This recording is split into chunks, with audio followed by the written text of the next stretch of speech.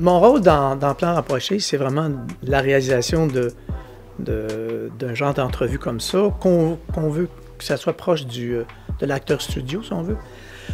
Mais c'est pas ça, finalement. C'est autre chose, parce que nous, on a regardé ça ensemble, puis on a amené ça un petit peu ailleurs pour faire en sorte que la dynamique soit différente, que l'énergie soit là, qu'on suscite à un moment donné quelque chose qui fasse que ça va être un petit peu différent, mais pas juste pour ça, c'est parce qu'aussi, on ne veut pas monter, on veut faire en sorte que le produit soit intégral, ce qui est rare de nos jours, c'est-à-dire qu'on va faire en sorte qu'on va tourner autour d'1 heure, mais l'heure, elle va être complète, elle sera pas, on va prendre ce qui s'est vécu.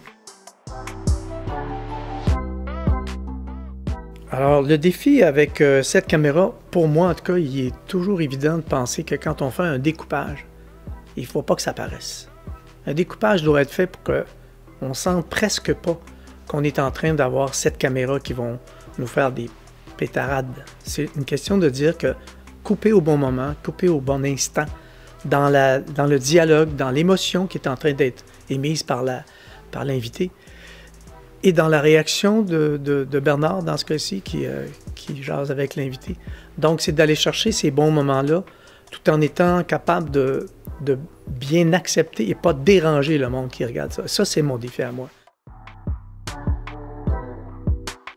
La préparation, elle était au niveau de mon rôle à préparer ça. C'est évident qu'à partir du moment où Bernard s'est entendu avec Marie-Pierre, on a discuté du contenu, on a discuté de la façon, comment on voulait l'organiser, qu'est-ce qu'on voudrait comme segment, qu'est-ce qu'on veut comme partie un peu plus légère, parce que moi je crois que dans un show comme ça, ce qu'il faut c'est des nuances. Il faut pas que ça soit linéaire, il faut qu'il y ait des moments forts, des moments plus tranquilles, des moments de fous et des moments faibles.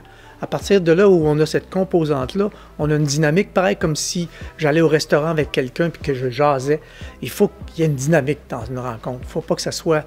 On n'aime pas, je pense, aller avec des gens qu'on pense que ça va être plate.